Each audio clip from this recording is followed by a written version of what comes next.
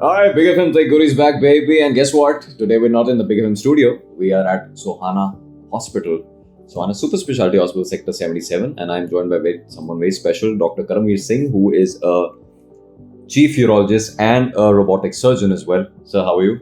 I'm good, thank you. So we're here to talk about a very important topic, especially for men. और जैसे कि आपको पता है कि ये जो मंथ है, महीना है नवंबर का, that is prostate awareness month. So sir, I'd just like to start with a very important question कि prostate age ਨਾਲ ਕਿੱਦਾਂ change ਹੁੰਦਾ ਹੈ and what are the common symptoms associated with prostate enlargement and prostate cancer? So that's a very good question. ਤੁਹਾਨੂੰ ਇਹ basically ਇਹ ਸਮਝਣਾ ਹੈ ਸਭ ਨੂੰ prostate ਯਾਨੀ ਕਿ ਜਿਸ ਨੂੰ ਅਸੀਂ ਪੰਜਾਬੀ ਜਾਂ ਹਿੰਦੀ 'ਚ ਗਦੂਦ ਬੋਲਦੇ ਹਾਂ. It is a normal organ in males. ਠੀਕ ਹੈ, ਇਹ ਬੱਚੇ ਤੋਂ ਲੈ ਕੇ ਬਜ਼ੁਰਗ ਸਭ 'ਚ ਹੁੰਦਾ ਹੈ and with age ਜਿਸ ਤਰ੍ਹਾਂ ਮੂੰਹ ਤੇ ਝੁਰੀਆਂ ਪੈਂਦੀ ਹੈ, ਵਾਲ ਚਿੱਟੇ ਹੁੰਦੇ ਹੈ, the prostate also enlarges in size. It's a normal change of aging.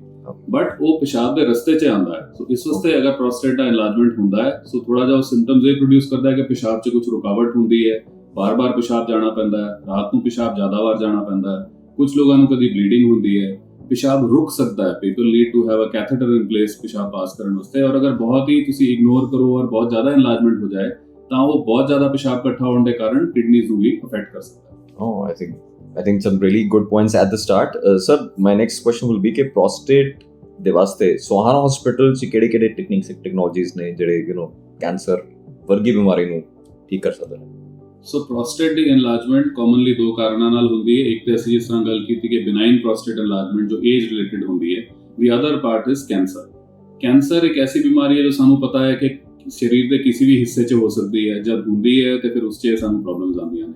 ਤਾਂ ਕੈਂਸਰ ਨੂੰ ਟ੍ਰੀਟ ਕਰਨ ਵਾਸਤੇ ਸੋਹਾਣਾ ਹਸਪੀਟਲ 'ਚ ਹਰ ਤਰ੍ਹਾਂ ਦੀ ਟ੍ਰੀਟਮੈਂਟਸ ਅਵੇਲੇਬਲ ਨੇ. The latest for prostate cancer surgery is robotic surgery, ਜੋ ਪਹਿਲਾਂ ਅਸੀਂ ਵੱਡੇ ਚੀਰਿਆਂ ਨਾਲ ਅਚੀਵ ਕਰਦੇ ਸੀ. Now with small minimally invasive techniques you can get into deeper spaces ਔਰ ਅਸੀਂ ਬਹੁਤ ਚੰਗੀ ਤਰ੍ਹਾਂ prostate ਨੂੰ ਪੂਰੀ ਤਰ੍ਹਾਂ ਨਿਕਾਲ ਸਕਦੇ ਹਾਂ along with the surrounding lymph nodes with very good results. All right. Okay, I'll just ask these two very interesting questions. That how has robotic assisted prostate surgery that you just mentioned, how has it improved the outcomes in the treatment of prostate cancer? So robot ਨੂੰ ਸਮਝਣ ਵਾਸਤੇ ਇੱਕ ਬੜੀ basic ਜੀ ਚੀਜ਼ ਦੱਸਦਾ. ਮੰਨੋ ਕਿ ਤੁਸੀਂ ਪੇਸ਼ੈਂਟ ਦੀ ਬੋਡੀ ਦੇ ਅੰਦਰ ਬੈਠੇ ਹੋ. ਇਨੀਸ਼ੀਅਲੀ ਆ ਸਰਜਰੀਜ਼ ਯੂਜ਼ਡ ਟੂ ਬੀ ਕਿ we are outside and you are looking into the patient's body. Now with the cameras and with the technology with 3D vision it's like you are sitting inside the patient's body ਔਰ ਤੁਹਾਨੂੰ ਸਾਰਾ ਕੁਝ ਸਾਹਮਣੇ ਦਿਸਦਾ ਪਿਆ. So ਤੁਸੀਂ ਬਹੁਤ deep seated, prostate is very deep seated, ਉਸਸੇ ਬਿਲਕੁਲ ਡੂੰਗੀ ਥਾਵਾਂ ਤੇ ਜਾ ਕੇ ਤੁਸੀਂ ਆਪਰੇਟ ਕਰ ਰਹੇ ਹੋ. ਬਹੁਤ ਸਫਾਈ ਔਰ ਪ੍ਰੀਸੀਸ਼ਨ ਦੇ ਨਾਲ ਤੁਸੀਂ ਨਰਵਸ ਨੂੰ ਬਚਾ ਕੇ, ਕੰਟੀਨੈਂਸ ਨੂੰ ਬਚਾ ਕੇ. ਜੋ ਮੇਨ ਚੀਜ਼ ਹੈ ਕਿ ਰੋਬੋਟਿਕ ਸਰਜਰੀ ਦਾ ਕੀ ਫਾਇਦਾ ਹੈ ਕਿ ਅਸੀਂ ਜੋ ਪਿਸ਼ਾਬ ਦਾ ਕੰਟਰੋਲ ਇਸ ਸਰਜਰੀ ਦੇ ਬਾਅਦ ਕਦੀ ਚਲਾ ਜਾਂਦਾ ਹੈ ਉਸ ਨੂੰ ਬਹੁਤ ਚੰਗੀ ਤਰ੍ਹਾਂ ਬਚਾ ਸਕਦੇ ਹਾਂ, ਸੈਕਸ਼ੂਅਲ ਫੰਕਸ਼ਨ ਬਚਾ ਸਕਦੇ ਹਾਂ ਔਰ ਪੂਰੀ ਤਰ੍ਹਾਂ ਕੈਂਸਰ ਨਿਕਲ ਜਾਂਦਾ ਹੈ. The recovery of the patients is much faster. 3 ਤੋਂ 4 ਦਿਨ 'ਚ ਪੇਸ਼ੈਂਟਸ ਘਰ ਚਲੇ ਜਾਂਦੇ ਹੈ, ਸੈਕਿੰਡ ਡੇ ਤੋਂ ਵਾਕਿੰਗ ਸ਼ੁਰੂ ਕਰ ਦਿੰਦੇ ਹੈ ਐਂਡ ਵਿਦਿਨ 3 to 6 months ਇਹਨਾਂ ਦਾ ਪਿਸ਼ਾਬ ਦਾ ਕੰਟਰੋਲ ਵਾਪਸ ਆ ਜਾਂਦਾ ਹੈ. So really it's phenomenal. There is almost no blood loss and patients are doing very well. Super. I think there's something then I'm also learning. Okay, about robotic surgery sir, ਇੱਕ ਹੋਰ ਚੀਜ਼ ਮੈਂ ਪੁੱਛਾਂਗਾ ਕਿ ਕਿੱਦਾਂ ਇਹਨੂੰ ਯੂਜ਼ ਕੀਤਾ ਜਾ ਰਿਹਾ ਹੈ, ਐਡਵਾਂਟੇजेस ਸਪੈਸੀਫਿਕਲੀ ਕੀ ਨੇ ਰੋਬੋਟਿਕ ਸਰਜਰੀ ਦੇ ਪ੍ਰੋਸਟੇਟ ਕੈਂਸਰ ਵਾਸਤੇ? ਰੋਬੋਟਿਕ ਸਰਜਰੀ ਦੇ ਬੇਸਿਕ ਐਡਵਾਂਟੇजेस ਨੇ. ਨੰਬਰ 1 ਕਿ ਅਸੀਂ camera control is with the surgeon. ਪਹਿਲਾਂ ਅਸੀਂ ਇਹ ਹੁੰਦਾ ਸੀ ਕਿ camera control for minimally invasive surgeries used to be with the assistant because the surgeon needs 2 hands ਔਰ ਉਹ 2 ਹੱਥਾਂ ਨਾਲ ਕੰਮ ਕਰੇਗਾ. Robot ਦੇ 4 arms ਹੁੰਦੇ ਆ. So one is with the camera and we have a third extra arm which helps us in retraction, ਜਿਸ 'ਚ ਅਸੀਂ ਟਿਸ਼ੂ ਨੂੰ ਅੱਗੇ ਪਿੱਛੇ ਕਰ ਸਕਦੇ ਹਾਂ, ਆਪਣੇ ਹਿਸਾਬ ਨਾਲ ਮੋਲਡ ਕਰ ਸਕਦੇ ਹਾਂ. 3D vision, so the vision is magnified, it is 3-dimensional, we can see things much better. ਜੋ ਅਸੀਂ ਚੰਗੀ ਤਰ੍ਹਾਂ ਦੇਖਾਂਗੇ ਉਹਦੇ ਹਿਸਾਬ ਨਾਲ ਸਫਾਈ ਨਾਲ ਕੱਟਾਂਗੇ, ਸਫਾਈ ਦੇ ਨਾਲ ਸਾਨੂੰ ਆਊਟਕਮਸ ਮਿਲਣਗੇ. ਇਸ ਦੇ ਇਲਾਵਾ ਬਲੱਡ ਲਾਸ ਬਹੁਤ ਮਿਨੀਮਲ ਹੈ, ਪੇਸ਼ੈਂਟਸ ਦਾ return to activity much faster ਹੈ, ਅਸੀਂ ਬਹੁਤ ਡੀਪ ਸਪੇਸਿਸ 'ਚ ਜਾ ਕੇ ਕੰਮ ਕਰ ਸਕਦੇ ਹਾਂ ਔਰ ਸਾਡੇ ਜੋ ਰਿਜ਼ਲਟਸ ਹੈ ਇਹ ਸਾਰੇ ਟ੍ਰਾਂਸਲੇਟ ਕਰਦੇ ਹੈ ਬਿਕਾਜ਼ ਪੇਸ਼ੈਂਟ ਹੈ ਅਗਰ ਟਿਸ਼ੂ ਹੈਂਡਲਿੰਗ ਬੈਟਰ ਹੋਏਗੀ, ਬਲੱਡ ਲਾਸ ਮਿਨੀਮਲ ਹੋਏਗਾ, ਜਲਦੀ ਰਿਕਵਰੀ ਹੋਏਗੀ, patient can go back home faster. So definitely robotic surgery is a revolution. It's not ਕਿ ਇਹ ਹੁਣੇ ਆਇਆ ਹੈ, ਇਹ ਹਮੇਸ਼ਾ ਤੋਂ ਸੀਗਾ ਔਰ ਹੁਣ ਸੋਹਾਣਾ ਹਸਪੀਟਲ 'ਚ ਅਵੇਲੇਬਲ ਹੈ. So we are all very happy and we are giving good results to patients.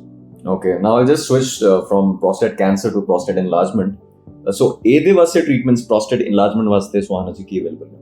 So prostate ਇਨਲਾਰਜਮੈਂਟ ਜਿਸ ਤਰ੍ਹਾਂ ਅਸੀਂ ਪਹਿਲਾਂ ਗੱਲ ਕੀਤੀ, ਅਗਰ ਕਿਸੇ ਨੂੰ ਸਰਜੀਕਲ ਟ੍ਰੀਟਮੈਂਟ ਦੀ ਜ਼ਰੂਰਤ ਹੋਏ, ਆਬਵੀਅਸਲੀ ਇਨੀਸ਼ੀਅਲ ਪ੍ਰੋਸਟੇਟ ਇਨਲਾਰਜਮੈਂਟ 'ਚ ਅਸੀਂ ਕੁਝ ਮੈਡੀਸਿਨਸ ਦਿੰਦੇ ਹਾਂ ਜੋ ਪੇਸ਼ੈਂਟਸ ਮੈਡੀਸਿਨ ਨਾਲ ਟ੍ਰੀਟ ਹੋ ਜਾਂਦੇ, they do very well, but sometimes there are people who require surgery.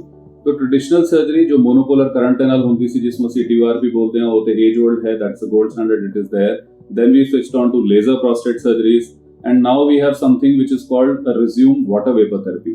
So water vapor therapy is a very interesting concept. इससे ਕੀ ਹੁੰਦਾ ਹੈ ਕਿ ਤੁਸੀਂ what very short burst 9 seconds the burst ਦਿੰਦੇ ਹੋ and you inject water vapor at specific places in the prostate.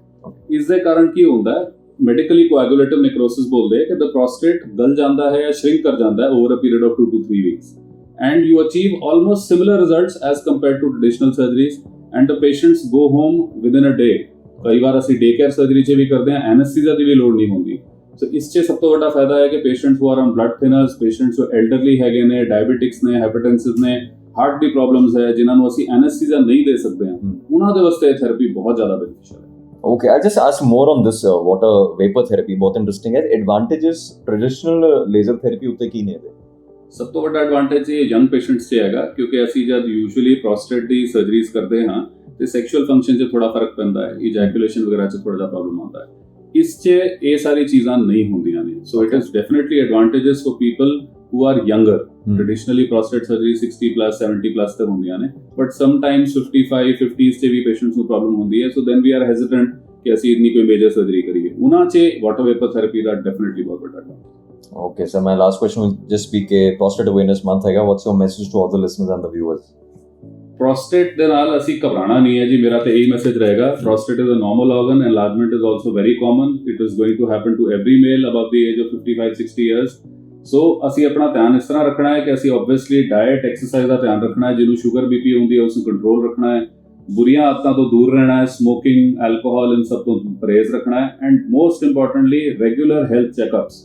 I can't stress this enough. Prostate cancer ਅਸੀਂ ਪਕੜਦੇ ਹੀ ਤਾਂ ਕਿ ਇਨਸੀਡੈਂਟਲੀ PSA ਨਾਮ ਦਾ ਟੈਸਟ ਹੁੰਦਾ ਹੈ ਜੋ ਲੋਕ 60 ਇਅਰਸ ਦੇ ਬਾਅਦ ਕਾਮਨਲੀ ਕਰਾਉਂਦੇ ਹੈ। ਉਸ ਦਾ ਲੈਵਲ ਅਸੀਂ 4 ਤੋਂ ਥੱਲੇ ਰੱਖਣਾ ਹੁੰਦਾ ਹੈ। ਅਸੀਂ ਨਹੀਂ ਰੱਖ ਸਕਦੇ, ਮਤਲਬ you have to know that the levels are less than 4. If it is raised, if you have symptoms of prostate enlargement, please consult a qualified urologist. I am a urologist, so urologist बहुत commonly available ने ਹੁਣ India 'ਚ। So please seek professional medical help and then take it forward. So अपना ख्याल रखो, स्वस्थ रहो और प्लीज प्रोस्टेट कैंसर या प्रोस्टेट एनलार्जमेंट वास्ते अवेयरनेस रखो। Absolutely, I think डॉक्टर ने सिद्धि गल जड़ी मेन कही है कि regular health checkups, and if you have a problem, definitely consult qualified urologist like sir himself. So that was Dr. Karamveer Singh Sabharwal and Prostate Awareness Month ऐसी गल कर रहे थे Big FM पे। My name is Guri, दोनों बदल के तो देखो। Thank you for talking to us. Thank you so much.